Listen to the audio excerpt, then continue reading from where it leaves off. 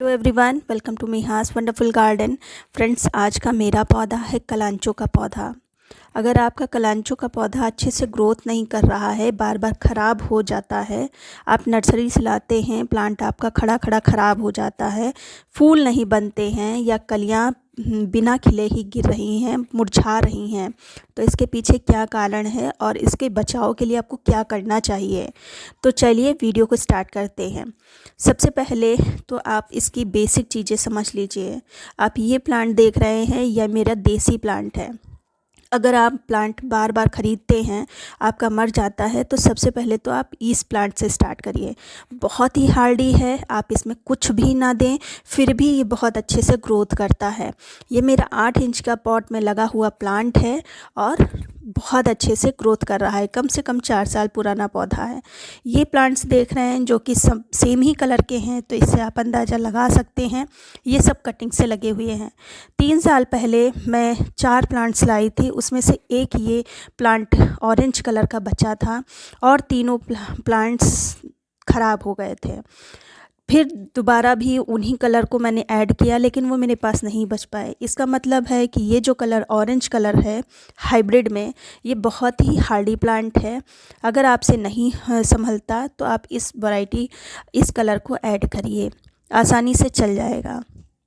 आप ये प्लांट देखिए। केयर की बात करें तो ये मतलब बहुत ही आसानी से चलने वाला प्लांट है, लेकिन मरता ये फंगस से ही है। जब बरसात में उधर बारिश में फंगस लगती है और इधर सर्दी में ओवर वाटरिंग के कारण जब फंगस लगती है प्लांट में, तब ये प्लांट अच्छे से ग्रोथ नहीं कर पाता है और धीरे धीरे ख़त्म हो जाता है। अब ये देखिए, ये किसी ने इसकी ब्रांच तोड़ दी है और ये बहुत ही सॉफ्ट है। अब ज़रा सा हाथ लगाएंगे, इसकी ब्रांच है, पत्तियां हैं, अपने आप टूट जाएंगी। तो बहुत ही केयर से रखना पड़ता है। और ये प्लांट देखिए, ये मेरा मदर प्लांट है, इसी से मैंने सारी कटिंग्स लगाई हैं। अभी भी देखिए नीचे कटिंग्स लगी हुई हैं जिनको मुझे रिपोर्ट करना है, तो वो मैं आपके साथ करूँगी। इसकी मिट्टी कैसे बनानी है वो भी बताऊँगी। दूसरा जो आपको केयर करना है वो है इसको अच्छी धूप में रखना। मैंने कुछ रील्स में देखा है कि वो बताते हैं कि ये एक इंडोर प्लांट्स है। इंडोर ये प्लांट्स बिल्कुल भी नहीं है। मैंने स्टार्टिंग में यही गलती करी। मैंने इसको धूप से बचाने के लिए, मई जून की गर्मी से बचाने के लिए इसको मैंने थोड़ा शेड में रख दिया। शेड इन द सेंस मतलब जो कवर्ड एरिया होता है उसमें रख दिया। तो धीरे धीरे बाहर से ये ठीक लग रहा था, अंदर से ये गल रहा था। फिर जैसे ही हाथ लगाया, पूरा का पूरा प्लांट ख़राब निकला। तो इसको इंडोर बिल्कुल भी ना रखें।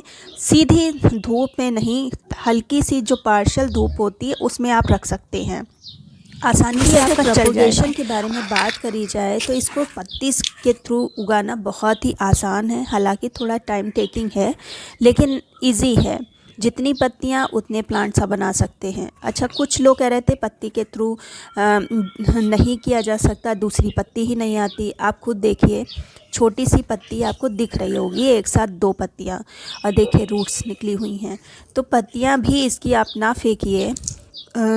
जो भी मतलब हरी पत्ती टूट जाए उसको तुरंत मिट्टी में लगा दीजिए। इस मौसम में आप बड़ी बड़ी अगर ब्रांच लगाएंगे तो तुरंत आपको प्लांट मिल जाएगा, वरना अगर पत्तियों से भी आप प्लांट्स बना सकते हैं। तो आसपास में देखिए, अगर कलांचो किसी के पास हो तो उसकी 2-3 पत्तियां ही ले आइए, या छोटी सी किसी की ब्रांच प्लांट की ले आइए और फ्री में आप प्लांट्स बना सकते हैं। सबसे ज़्यादा ज़रूरी चीज़ कि अगर आप प्लांट लाते हैं तो उसको मिट्टी कौन सी दें, किस मिट्टी में आप लगाएं, क्योंकि अधिकतर अगर आपके प्लांट ख़राब हो जाते हैं तो आपकी मिट्टी ही गड़बड़ होती है। ये प्लांट जो आप देख रहे हैं, जो इसमें कटिंग लगी हुई है, इसको मुझे दूसरे पॉट में शिफ्ट करना है। और सबसे बड़ी बात है कि आप पॉट इसके लिए कभी भी बड़ा मत चुनिएगा। तो ये कटिंग मैं निकाल लूँगी। और ये जो मिट्टी पहले से मैंने तैयार कर रखी है, और इस मिट्टी में आप 40% आपको गार्डन सॉइल लेनी है, 40% आपको कंपोस्ट लेना है, और 20% राइस हस्क या कोकोपीट या बालू, इस तरह की चीज़ लेनी है। देखिए, कभी कभी हमको लगता है कि मिट्टी बहुत रेतीली है, लेकिन वो होती नहीं है। तो इस रेशियो से अगर मिट्टी बनाएंगे तो आपका प्लांट कभी भी नहीं ख़राब होगा। तो अब हम इसमें लगा लेंगे और इसमें अभी मैंने फंगीसाइड वगैरह कुछ भी नहीं मिक्स किया है। सिंपल सा पानी दिया है और पानी नीचे से निकलने भी लगा था, उस हिसाब से दिया है। पहली बार में हमने मिट्टी को गीला कर लिया है। अब हम ये जो कटिंग लगी हुई है इसको निकाल के इसमें शिफ्ट कर देंगे। और देखिए रूट्स देखिए कितनी अच्छी बनी हुई है। तो ये प्लांट बहुत ही हार्डी प्लांट है, एक बार का खर्च है। अगर आप ले आते हैं तो बहुत ही आपका गार्डन खूबसूरत हो जाता है। तो इस तरह से हम लगा देंगे और देख रहे हैं इसके नीचे से दूसरी ब्रांच भी निकल रही है। ये अपने आप घना भी होता रहता है, पिंचिंग वगैरह की इसको ज़रूरत नहीं रहती है। तो एक पॉट, ये जो लगभग 6 इंच का पॉट है, तो इसमें मैं 3 प्लांट्स लगा रही हूँ इस तरह से, ऐसे। और रूट्स इसकी ज़्यादा गहराई में नहीं जाती है, इसीलिए ज़्यादा गहरा इसको पॉट भी नहीं चाहिए। बहुत ही छोटी छोटी सी इसकी रूट्स होती हैं। तो इस तरह से हम लगा देंगे और जब एक बार मिट्टी सूख जाएगी तब हम फंगीसाइड का, मिट्टी सूखती भी है नहीं भी सूखती है तब भी हम इस पर स्प्रे फंगीसाइड का करेंगे, जिससे इसकी पत्तियों पर तो फंगीसाइड पड़ेगा ही, साथ ही साथ मिट्टी में भी पड़ जाएगा। अब ये देखिए, ये इस प्लांट का टूटी हुई कुछ ब्रांचेस हैं, ये भी इसमें हम लगा देंगे। इसमें पत्तियां भी हैं, ये ग्रो हो जाएगा। इसको रखना कहाँ है, सबसे बड़ा क्वेश्चन है। इसको आप शेड में बिल्कुल भी ना रखिए, जहाँ और प्लांट्स रखे हैं वहीं रखिए। हमने इसमें रूट्स को छेड़छाड़ नहीं किया है, रूट्स इसकी डैमेज नहीं हुई हैं, तो कोई भी प्रॉब्लम नहीं होगी। अब बहुत जल्दी इसमें ग्रोथ आपको दिखाई भी देने लगेगी। तो इस तरह से आप अगर नया प्लांट लाते हैं तब भी आपको इसी तरह से लगाना है। जब नया प्लांट लाएं तो उसकी रूट बिल्कुल भी ना छेड़ें। रूट छेड़ेंगे तो प्लांट फिर वेजिटेटिव ग्रोथ पर आ जाएगा, वो अपना ग्रोथ करने लगेगा, आपको फ्लावर नहीं मिलेंगे। तो इसलिए इसकी रूट्स अभी नहीं छेड़ना है। एक बार जब ये फ्लावर कर ले तब आप उसको भले दूसरे पॉट में शिफ्ट करके रूट कटवट कर सकते हैं, लेकिन अभी नहीं। तो इस तरह से हमने कर दिया है। अब बात कर लेते हैं फर्टिलाइज़र की। तो देखिए मेरे सभी प्लांट्स पर फ्लावर खिले हुए हैं। तो जब फ्लावर खिले हों तब किसी भी तरह का कोई भी फर्टिलाइज़र नहीं डाला जाता है।